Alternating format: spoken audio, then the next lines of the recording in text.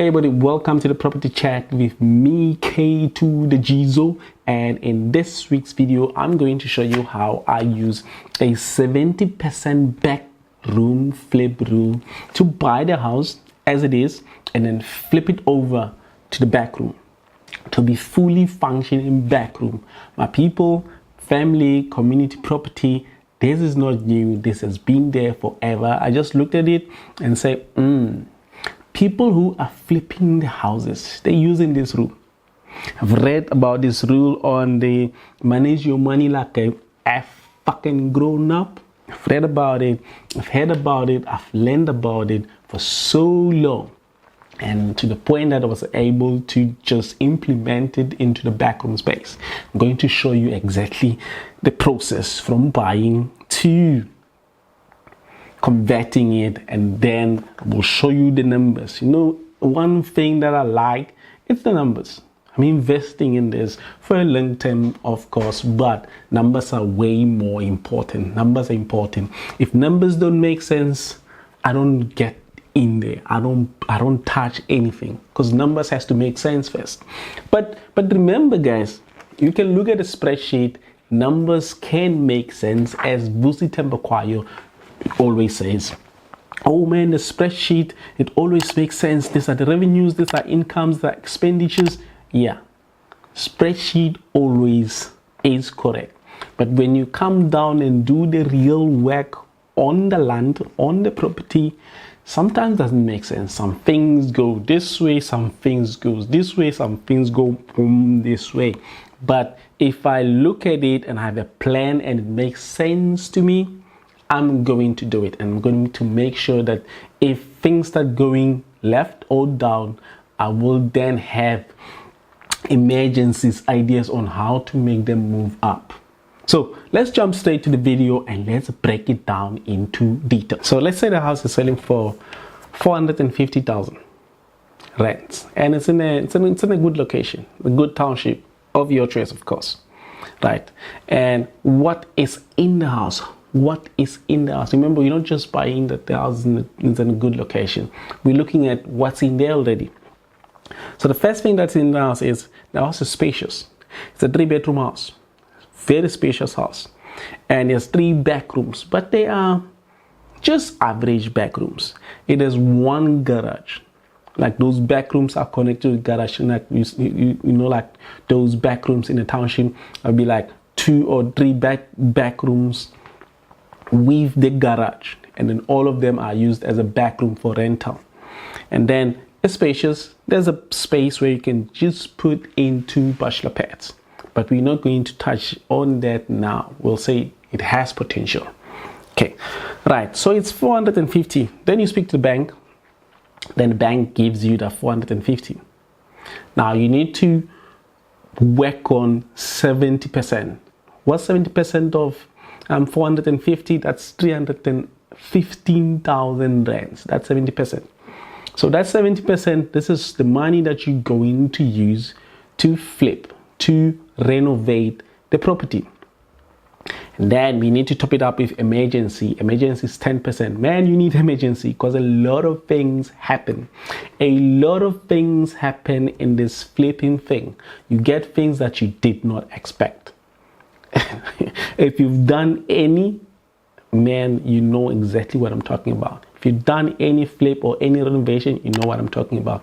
If not, when I did the renovation of the property in Reed Fallet Extension 3, there was no foundation in the part of the house. Roofing was out. There was no electricity. I had to do structural change. I have to move the wall from one point to another because it needed to be done. It was bad. It was terrible, right?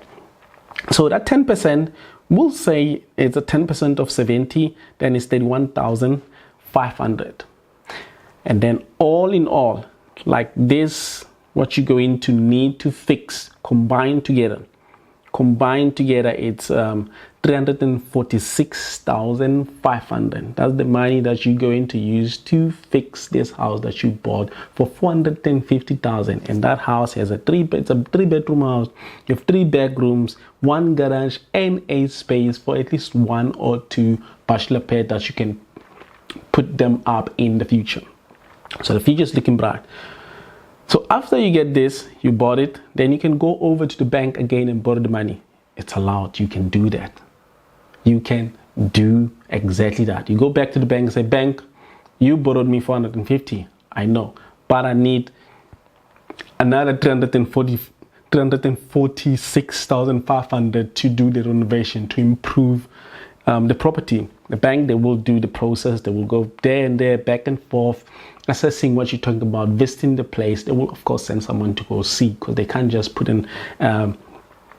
their money into something that they don't know what you're talking about. And if you're doing it as business, it's easy, because you business, banks trust businesses. But if you are individual, man, it's slightly challenging. When you look at your affordability and but if you are business, they often look at your rentals and your salary. And if you married and your spouse or your life partner is working, they're looking at 3 incomes. What is the possibility? Possibilities are endless. ARV that you're going to need is 796,500. So what's the ARV? ARV is after repair value. That's the new value. But this is not exactly the new value. You can then say the new value is 1 million. You can say the new value is, but this is how much you're going to need to borrow from the bank to do the changes. And what things do you generally going to look at? So the thing that you're generally going to look at, it's obvious that when you do a flip, you have to work on them. First and foremost, roofing needs to be fixed, because most roofs, they've been there for a very long time. They need that upgrade. So get that done. Electricity, because you're going to convert this house into backrooms, then you need to separate the wires. People need to have their own meter boxes. You need to strip it off if there is. If there's none, cool. But if there is, you need to take it off and put the new wires again. Electricity is a bit expensive. Plumbing, you will also need to put plumbing, man. You will need to put plumbing, because you're going to put in the toilet, the kitchen. Water will be running back and forth in those bachelor pads. You need tiling, so it looks clean and sweet and shiny, man. It's easy to maintain. Painting, give it a white paint, give it a white color. White color looks sweet. Furniture, you need units, like your kitchen units, tiny kitchen units, not the bachelor pads. Wardrobe, if you can put in wardrobe, is a wardrobe. In my language, we call it wardrobe. Doesn't matter if it's English or it's whatever, it's wardrobe. That's wardrobe. Other thing that put aesthetics, bodirang your backrooms, the netting, and appealing to your tenants, key the ceiling. And then go the ceiling.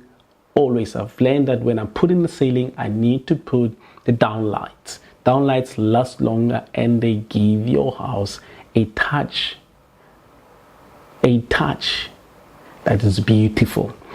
And work on landscape.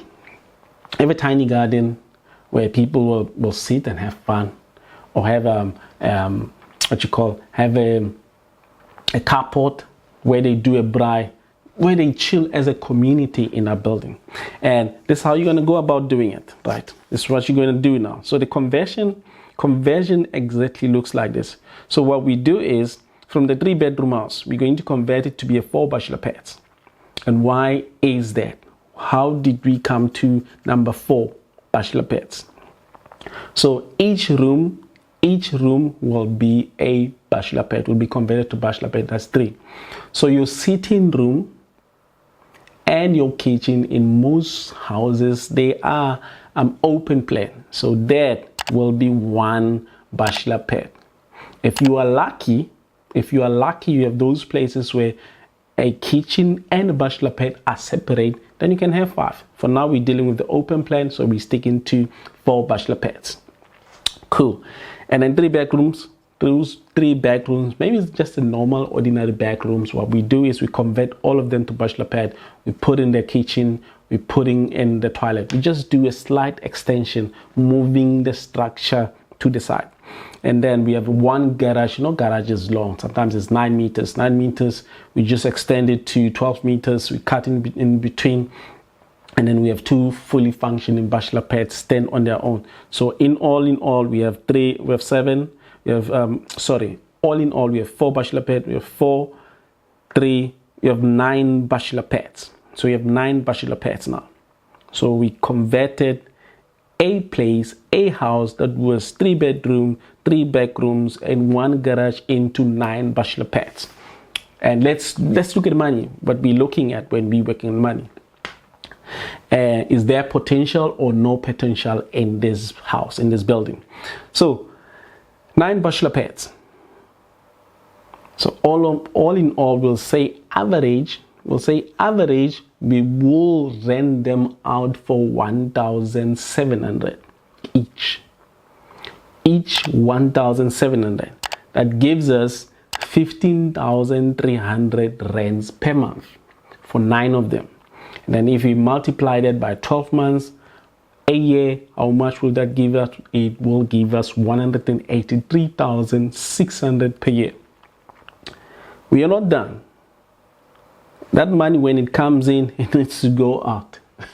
Money should not stay. Money is not staying, man. I think the thing that we need to be used to is the money doesn't just come and stay with you. The money comes and go and do responsibility. Some of it will stay with you, but most of it should go and do what it needs to do. Money needs to circulate.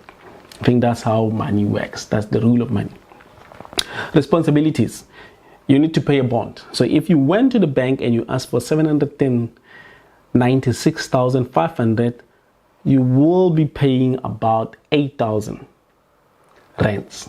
And that we're using today's interest rates, and we're looking at 30 years repayment plan. We're not going short, we're going long, man. This is long-term investment. Rates and taxes, let's say you will be paying about 800. Insurance, you pay 1,000. A cleaner, somebody to come and make sure that the place is clean. Maybe they come once or twice a week.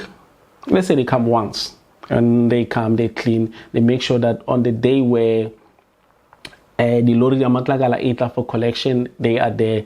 They clean the place, and then the dustbin is emptied on the day.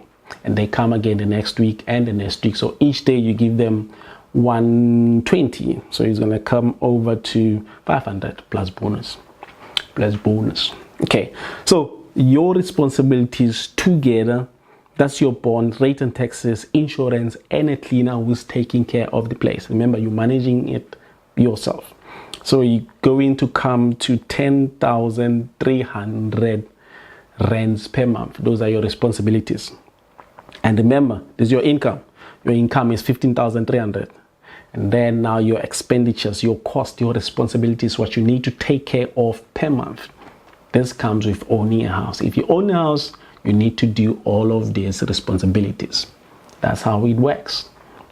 It's like running a business. There's things that you need to do. Buying electricity, doing this, paying people. Let's not go there, but there's the business. That's what you need to do. It's responsibilities, which is 10,300. And then we minus 15. 15 minus 10, then gives us 5,000. So this is your 5,000 that you move with every month. You carry every month. So 5,000, you multiply it by 12, and it gives us 60,000 rents from that building, from this loan that you made. And from this 60,000 per year that comes to you, that comes to your pocket, that comes to you, landlord. Because you've had this plan, you work that much, and that's what you're going to be earning.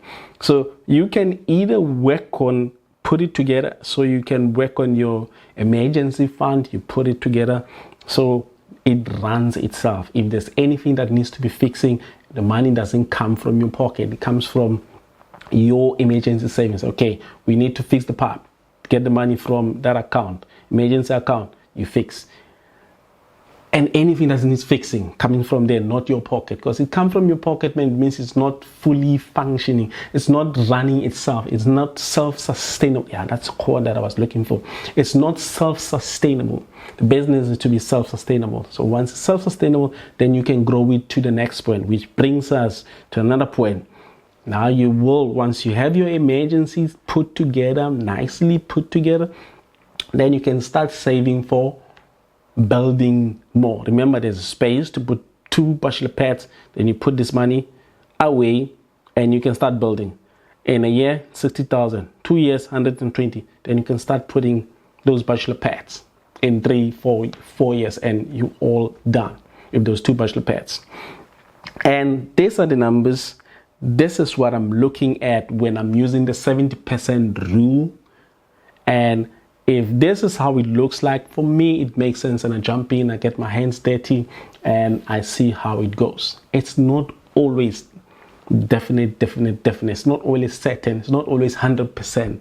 That's how it works, as they say. Businesses fail, man. But it's better for me to fail trying. You know what 50 Cent said? It's better to die trying. What? No, he didn't say better. He said, get rich or die trying getting rich. I guess that's me, trying to get rich or dying in the process of getting rich. But this makes more sense. I've done one and it made more sense, and I'm going to continue to make more. It's from experience, but there's a lot of ups and downs. It's not going to be easy as I'm saying it in this 20 minutes video, but that's all. And that's how I apply 70% backroom flip rule in all my purchases, in all my transactions. If this video made sense, please let me know what part really made sense for you. If you have questions, please hit me up and I'll try my best to respond to all of them to the best of my knowledge. Please hit on the like button, subscribe button, and we'll of course see you on the next one. For now, go get those properties one time.